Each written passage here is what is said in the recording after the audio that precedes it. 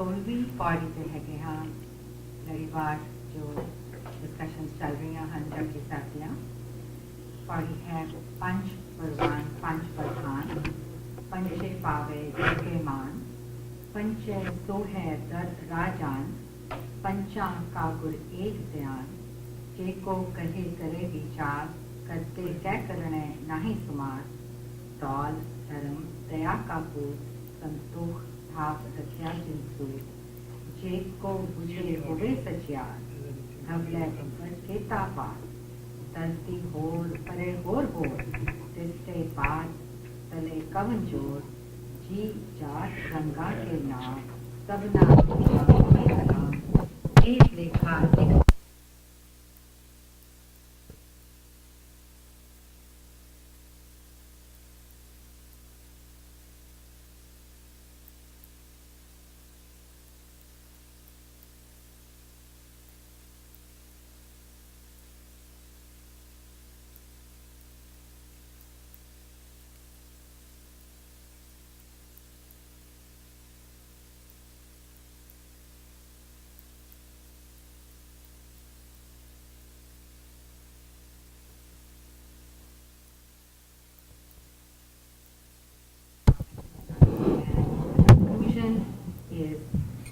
what we should begin with.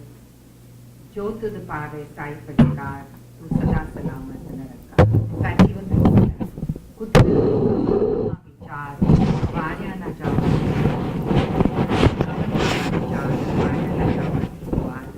jo to the pave sai padikar tu sada salamat nirankar.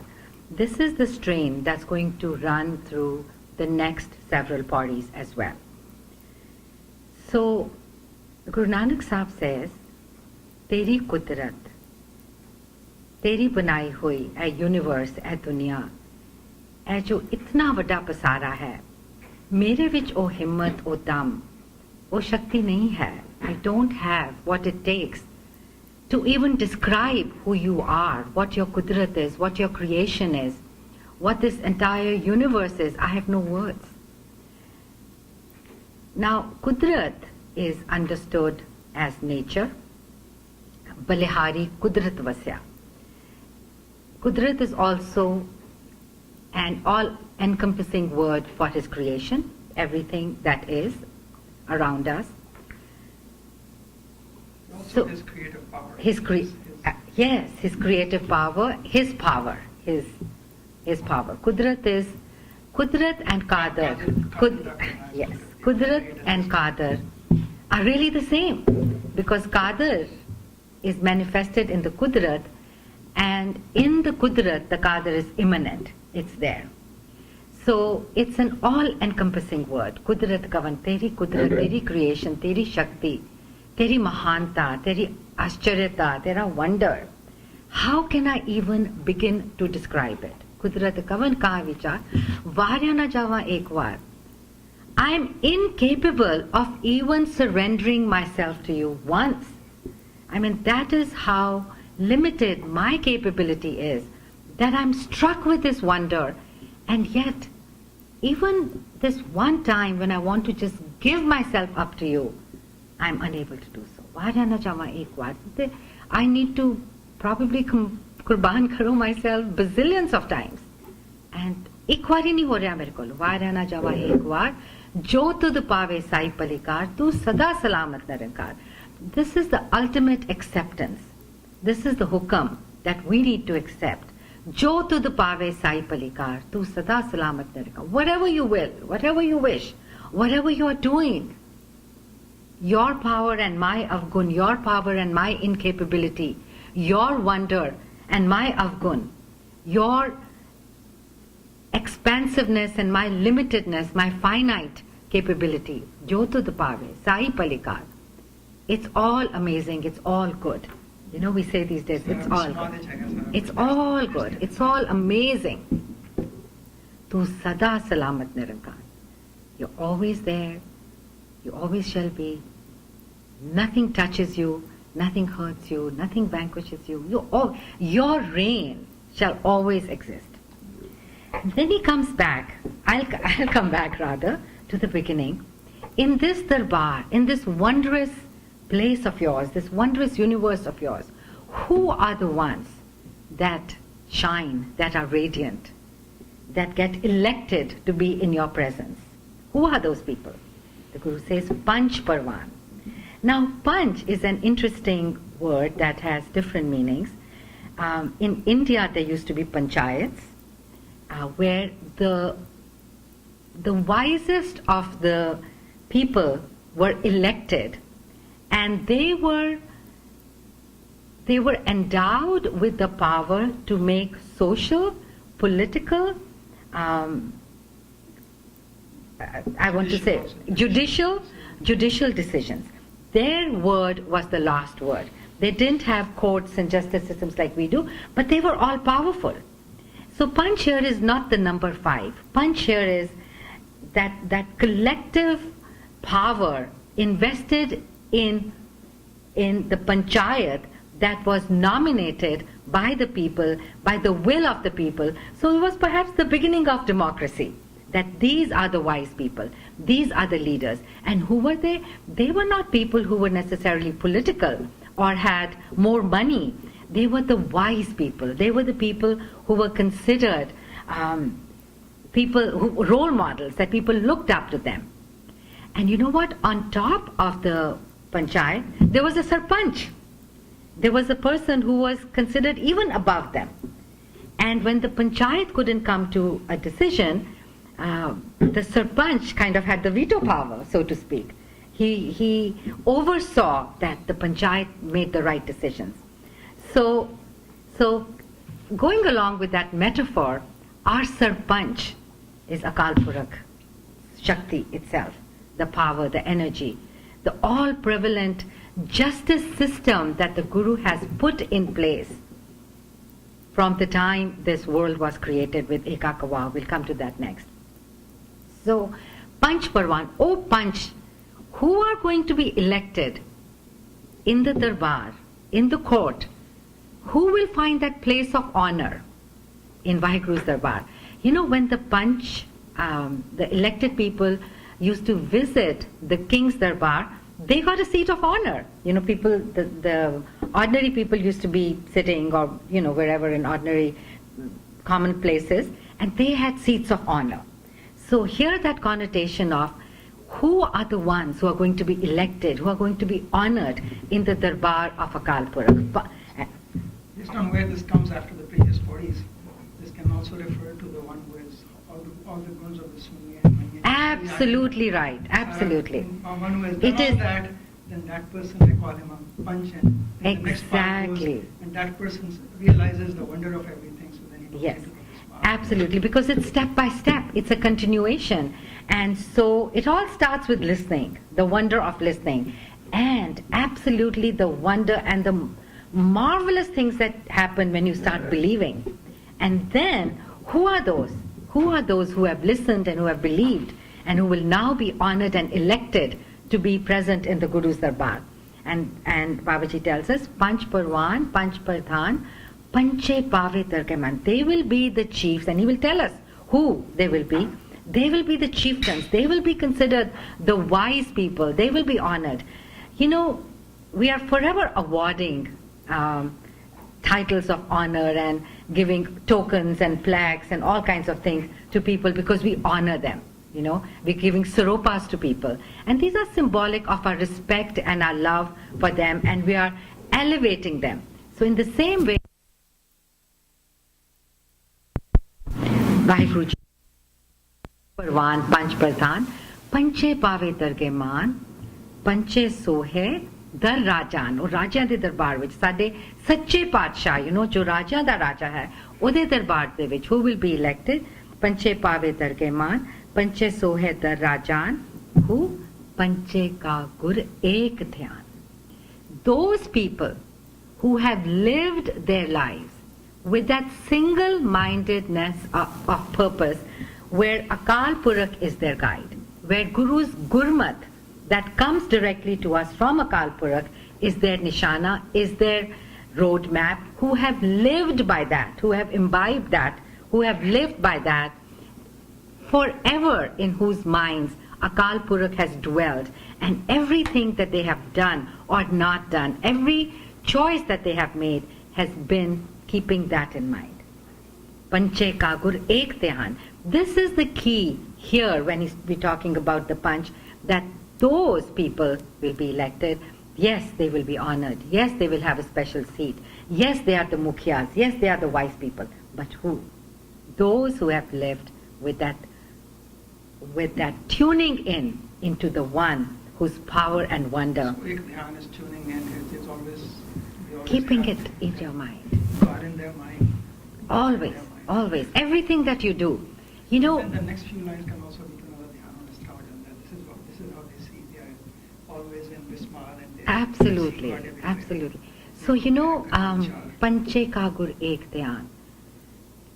The rest, we have a lot of tools given to us by the gurus to come to that stage where Panche Kagur Ek Dhyan. The tools are the banis, the recitation of the banis, coming into the Sat Sangat, remembering through kirtan, through chanting, through jap. But the ultimate goal is that through doing all of this, you know, that 24-hour awareness that is there in you, that beats in your pulse, that's there in your entire being, that dwells in every fiber of your awareness. Is the rest of the body a reflection of that awareness of that kind of punches have? Let's come to that. No, let me come to that, and certainly we can look at it. I'm just thinking that what does it mean to have Panche Kagur Ek Dhyan? You know, when we do Path, Nitnem, Japji Sahib, for example, anything that becomes routine, the mind is somewhere else and the tongue is somewhere else.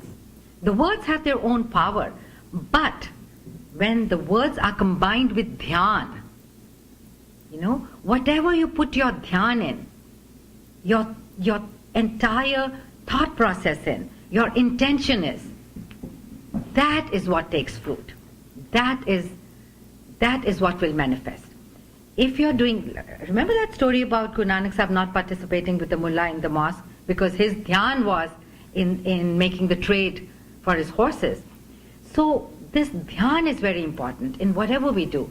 And we've always felt that wherever dhyan goes, you know, there the power goes, there the Shakti goes. When dhyan is directed towards material things, towards work, whatever that might be, it bears its own fruit. Okay? But what happens is, when dhyan is directed towards things that are not positive, that are stressful, then we are depleted.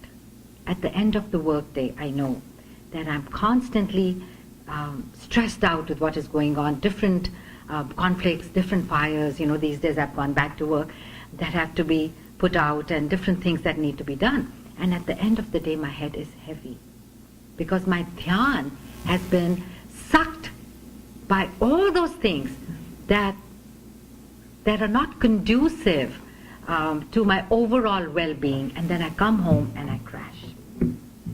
Now, if on the other side, on the other hand, when I go, say, to the Gurdwara and listen to Kirtan, or I'm part of a Sangat where I'm meditating and my dhyan is there, and many times it's not easy to sit in that one posture, many times the thoughts may wander, but if the majority of my dhyan is in what is happening there, I come back feeling, energized. So dhyan is what either sucks energy or manifests whatever it is that you are thinking of, and ultimately when that dhyan is in Akal Purakh, then the infinite is manifested. Then whatever, this is experiential. Believe me, whatever you think of, it's handed to you on a platter. Because dhyan ikda hai. And you're not constantly struggling or focused on the results of what you want. Whatever you are doing, you are dedicating, It is a result of that focus that you have, that inner connection that you have developed, and then everything that you do, work, everything that becomes worship. No matter what you are doing, that becomes worship. Pancha. So Vichi, you wanted to say something? I wasn't quite ready to go there yet. I was looking at also a transition between Panchaka and the next few lines, which is like, this is what the Panch is aware of and thinking about. The person who's at that level, Yes. he's looking at everything as the small and saying, so goodbye to that small. Right. That is the state it sees that. Yes. That's why I thought the dhyan was kind of a connection between Yes, because he... Punch and then the next few And lines. then he Otherwise go... Otherwise it seems like just a Random thoughts. subject. No. But actually, stage they पहुंच जाते हैं उन्होंने ख्याल इस तरह हो जाता है. This is the kind of state they are at. And these That's are why I the... was connecting the dhyan. Yes, and this is what, you're absolutely right, because otherwise it seems random, and it's not. Because now when he's talking about how the scientists at that time viewed the world, he's saying, no, that's not true. Those that have, because how did Guru Nanak Sahib know? कि धरती होर परे होर होर. The science hadn't caught up to it at that point. How did he know? How did he know that the earth revolved around the sun when the prevailing wisdom was that the sun revolves around the earth? How did he? Does he say the earth revolves around the sun? I don't recall. No, not here, but there are places where in Asadivar, for example, he says कि धरती दौड़ रही है, सूरज दौड़ रहा है, you know. But that doesn't say one is going. Which one is going around the other? But the earth was supposed to be stationary.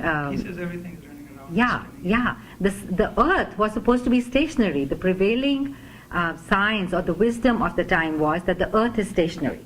And when Galileo, for example, said that it's round and it's moving, I mean, you know what happened to him. So how did Guru Nanak Sahib know all that? Because the dhyan was in the infinite, and therefore the awareness, the wisdom was infinite. And I think that is what happens to those whose dhyan is infinite. I mean, in minuscule ways, when our dhyan, I've experienced this, is in a Kalpurak, then everything happens in Saj, and everything that you think is manifested. Pancha Kakur Ek Dhyan. And then, Jeko kahe kare vichar, karte kya karana nahi sumar. On the one hand is the dhyan, and on the other hand here is, if you start counting, with your intellect, what is the wisdom, what is the goodness, what are the guns, what is the greatness of the karta?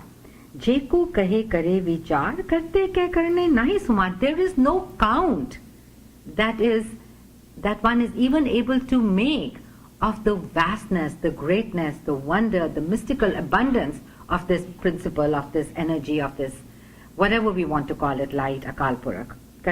Jeko kahe kare vichar. No matter how much one tries, no matter what effort one makes, no matter how much one is able to count in numbers, we can take a measuring tape and measure it, we can weigh it, we can count it, any which way we want to get an approximation of what it is. What is this energy? What is it doing? In the material world, we can measure everything. We can put it on a weighing scale, we can take a measuring tape, we can count it, right? So many ways of getting an estimate of what it is. But there is no way to estimate, to count, to get any idea about the greatness of Akal Purakh. And the only way you'll get it is with dhyan, not with the intellect, but Pancha Kakur Ek Dhyan. When that oneness, when that tuning in, when that synchronization happens, then it just opens up. Everything opens up. Otherwise, there is no way that you can count any of this. And this is how Guru Nanak Sahib knows and says that those who have done this, they have deciphered. Tal Taram Daya Kaput. They have deciphered that there is no great bull that is holding this planet Earth. And when the bull gets tired and he shifts, then there are the earthquakes and all the calamities that happen, right? No. Those who have, absolutely right, Viji, those who have contemplated, those who have become those mukhyas, those panch, by connecting with the source of knowledge and science and wisdom, have deciphered that Tal Taram Daya Ka Poot. Tal Taram. That bull is nothing but, what is it? It is the dharam or the niyam or the laws that have been established by Akal Purakh. That is what is holding up the planet. Daya Ka Poot is that it's all come out of God's compassion. It's come out of God's compassion. It's come out of God's unending benevolence, infinite abundance of benevolence, of giving, of compassion, of mercy, of everything. And there is another meaning to it, and let me see if I can articulate that. I'll attempt to. So, Tal Taram Daya Ka Poot. There is no bull that is holding up this planet.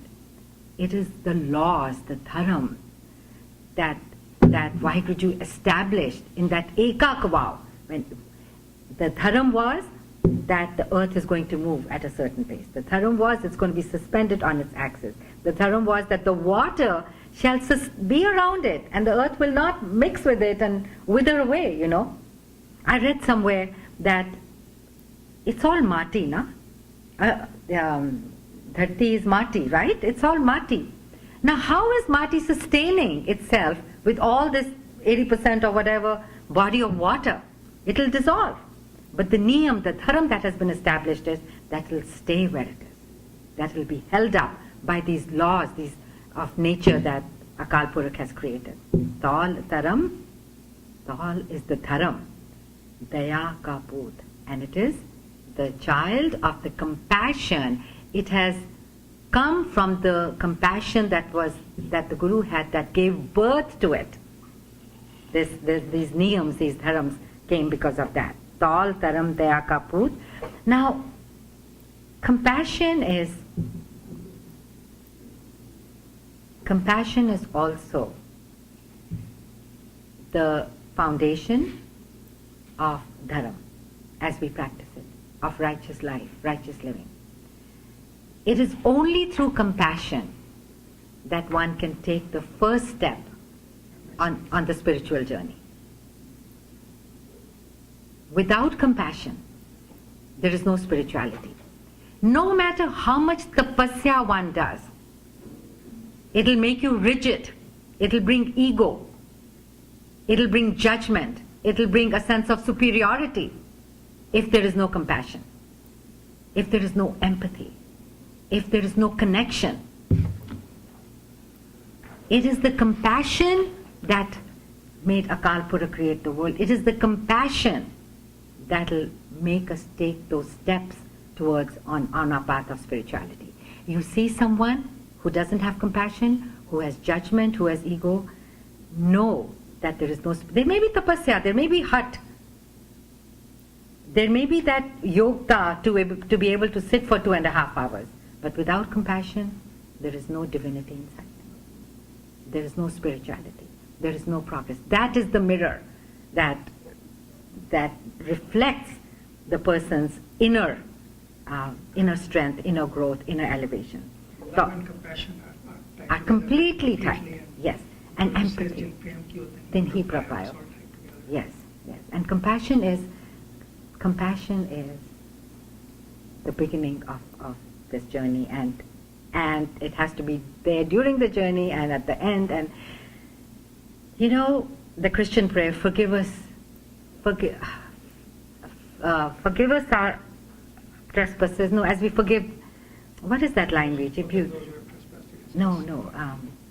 Yeah. Basically, it was that just as we ask for forgiveness, I used to remember it all the time. Let us forgive those who trespass against us. You know, this holding on to grudges.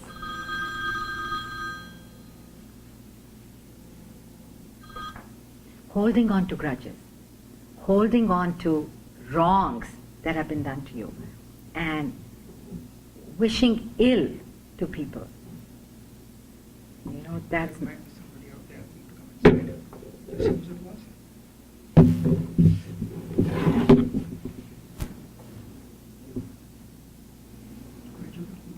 I'm sorry, I thought it was my phone. I'm so sorry. Tall Taram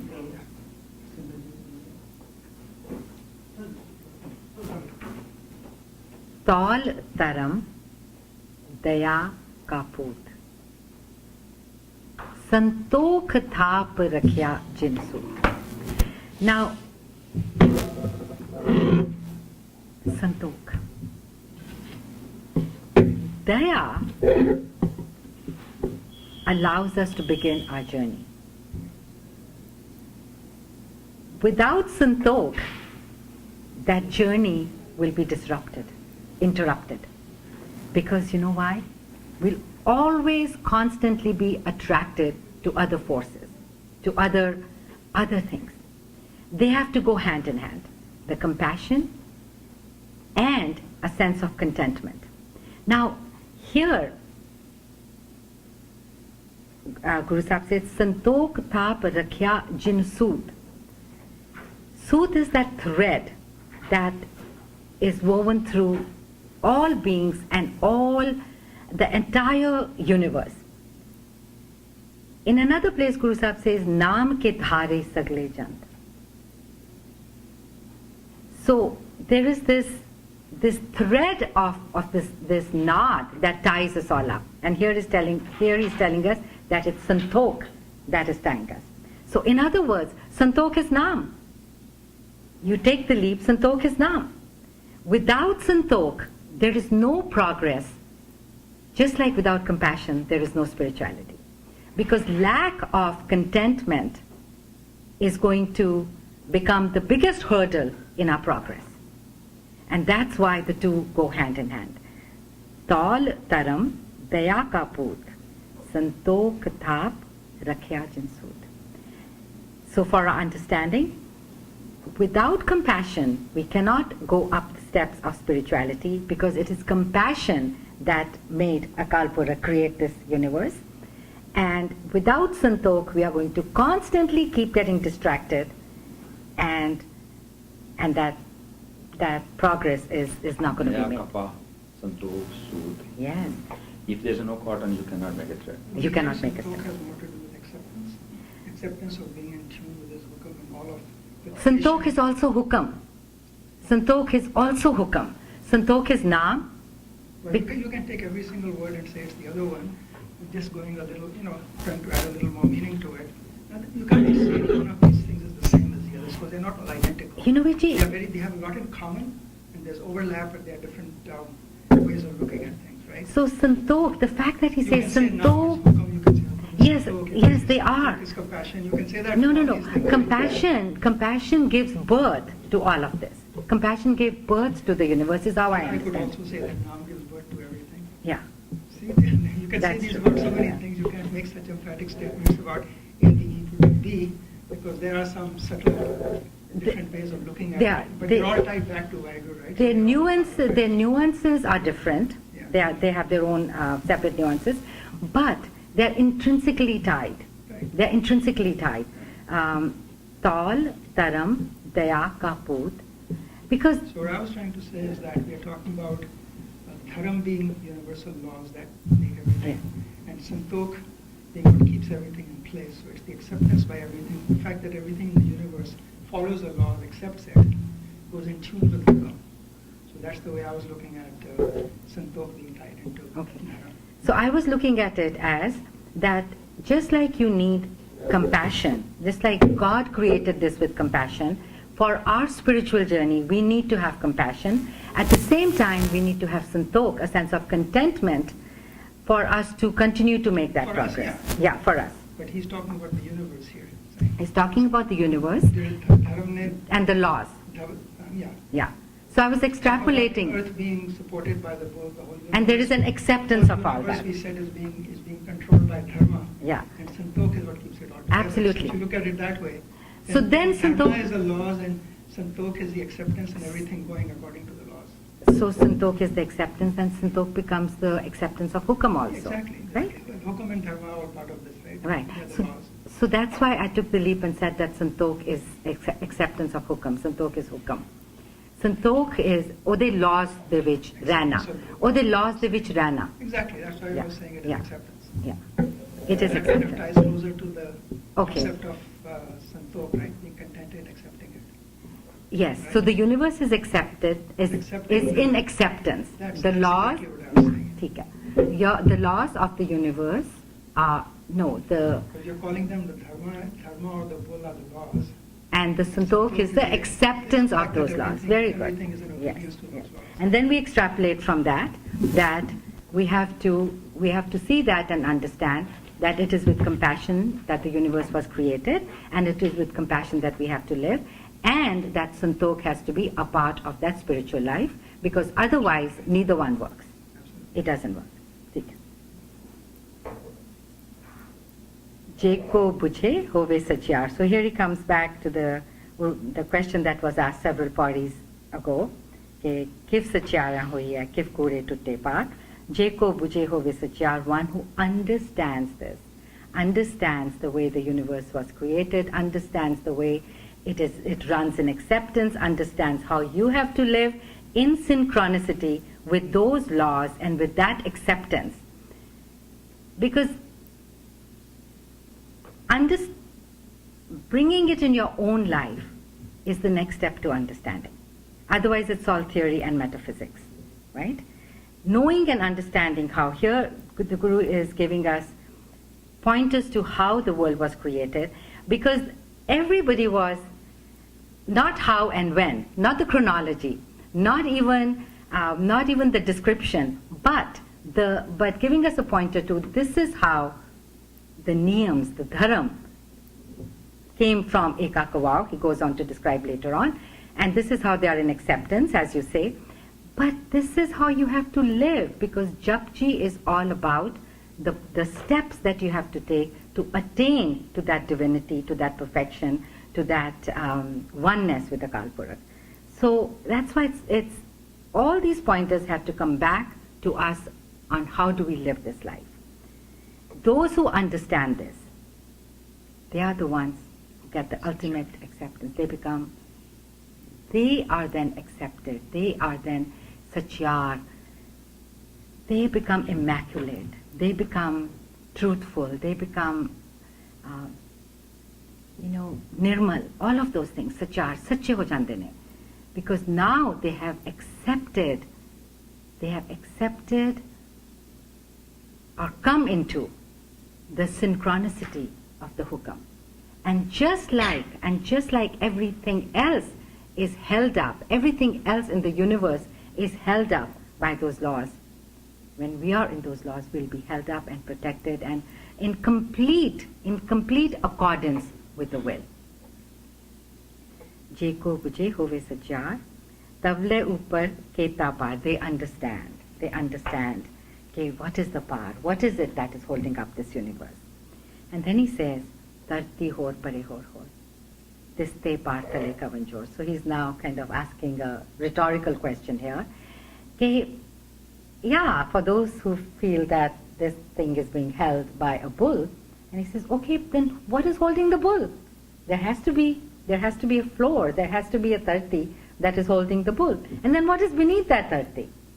And so he's basically answering the question by just asking the question that what is holding us up? And kind of coming back to that it is the dharam, it is the niyam, it is the laws that he created. Tarti hor pare hor hor, tiste par. Now he seems to be saying there are countless other earths. Countless other earths. And this was again beyond the prevailing scientific knowledge or wisdom of the time. So this is where he's again saying it through the infinite wisdom that he was carrying. Tarti hor pare hor hor, tiste par tale kavanjo, ji jaat ranga ke naam, sabna likhya vuri kalam. All the beings in the universe, everybody that is there, different colors, different names, different propensities, different hues, different size and shape and whatever, each one is carrying on their forehead the destiny that is written by a Kalpurusha. Each one. What they are, what their nature is. Everybody's nature is different. Everybody, you look at the animal kingdom, Each one is distinct. Each one has its own nature. And you know what? Coming back to Santokh, each one is content with that. There is a parable that comes to mind about Prahlad. When Prahlad was given the opportunity to be liberated, right? Because he was so compassionate, he said that I want to have my entire village and everyone in it be liberated. This is a parable, right? Just to make a point. And he was asked, he requested that everybody goes with him, right? So Guruji said, okay, we'll check with them if they even want to. So the first being he sees is this swine, kind of dwelling in his own filth and dirt, and he asks him, you know what, I'm getting this amazing opportunity, do you want to check out with me? He goes, will this dirt and everything be there? So everyone is content in whatever they are. This is the swabhav of the swine, of the pig, to be living in that. And so everybody's nature is destined. Ji jaat ranga ke now, sabna likhya buri kalam. With that pen, everybody's nature has been written. Everybody, who they are, is destined. E lekha, likh jane koi lekha likhya keta hoye. Who has written this? And what is this? And what does it mean? Who knows? In some ways, the Guru is here challenging those that have come up with concrete answers on this is how the world was created, this is when it was created. There was a lot of, prevailing Vedantic and other wisdom that this is exactly what happened, and this is how it was done. And he said, who can say? Who can say what happened? Who can say what that lekha was? Who can say when it was written? Who can say how it was manifested? All that you know is that this is it and this is wondrous and that you can just marvel at it. And then he says, lekha likhya keta hoye. There is no scroll. There is no one who can write it, who can transcribe it, and who can even comment upon it and come to any approximation of it. The same thought that prevailed earlier. Who can count the kids? Keta tan swalyo roop. Who can measure the power, the Shakti? Again, coming back to that, we have so many tools of measuring things. Keta tan, kitni glory hai, right? Kitna power hai, kitni Shakti hai. I remember when we went to Italy, there were all these castles and these citadels, and the number of stories they had and the number of flags they had on them actually told the world what their power was, how many armies they had. So, but who can measure the greatness? Who can measure the power, the tan of a Kalpurak? Keta tan swalyarup. Who can measure the beauty? We crown in pageants, we say, these are the criteria, and we crown so-and-so Miss America or Miss World. This is the most beautiful person. These are the vital statistics, This is the perfect body. This is the perfect height. This is the perfect beauty. And so each year we have these pageants, and we have Miss America and we have Miss World, right? But this beauty, this wonder, cannot be measured, cannot be told, cannot be quantified. Keti, nor can the gifts. Keti daat jane kaun kod. Who can measure the gifts? The receivers, the people who are receiving the gifts, get tired. They get old. They become incapable of receiving the gifts. There is abundance, but there comes a time when we are not able to take it. The world is beautiful, but there comes a time, we say that akhi dekhna rajiyan, right? Our eyes never tire, but then the eyes lose their vision because they get tired. We cannot see anymore. We may have, the world is still there. We may even have saved up the money to travel and enjoy it, but the eyes are not there to enjoy it. The gifts continue, but our body has worn out and is unable to accept them or enjoy them. The food that He has given us is in abundance, but somehow we are not able to enjoy it because we're not able to digest it or even eat it. We wear down. The receivers get worn out, tired, exhausted, become fragile and wither away. But the giver continues to give. The gifts continue to come. They keep getting showered. Who can measure the abundance of this giver? Kita dat jane kaun kod. Kita pasao eko kawao. With one voice, with one word, this entire universe was created. Kita pasao eko kawao. It's not just our tradition that believes in this sound that created the world. There's other traditions. I think in the Islamic tradition it's called kun.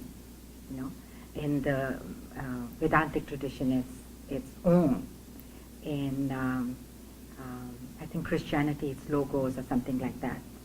So the sound, the theory of the sound that really manifested the creative power is pretty universal. It's the sound, the sound. And people have called it by different names, just as people have called the creator by different names. Kita pasao eko kawao, tiste hoye lakh darya. Thousands of rivers started to flow. Thousands of oceans were created. With just one voice. Kudrat kavan kahan vichar, varyana jama ek var. How do we come back to where we started? Kudrat kavan. How do I begin to even describe this Qadir, who's Kudrat, whom I'm seeing in the Kudrat? When I develop those eyes, everything resonates His power. Everything is a reflection of Him. Everywhere I see His beauty. Everywhere I go, I see His presence in His Kudrat. And that's when Balihari Kudrat Vasya becomes real to me. Otherwise it's just, okay, it's there, it's immanent in the universe. But Kudrat kavan kahan vichar. It is the progression of, as we said earlier, from Sunya to Manya to Panch, the Mukhyas, who eventually realized that Kudrat kavan kahan vichar. I cannot say enough about the marvel, the wonder of the Creator and the creation. I'm not even capable of surrendering this one time. And then I come into utter and complete surrender and acceptance. All that I know is that you're all prevalent, you're all there, and that I have to come in complete acceptance and surrender of your laws, of your creation, of your abundance, and just marvel and wonder at what is. Vaheguru Ji Ka Khalsa, Vaheguru Ji Ki Fateh.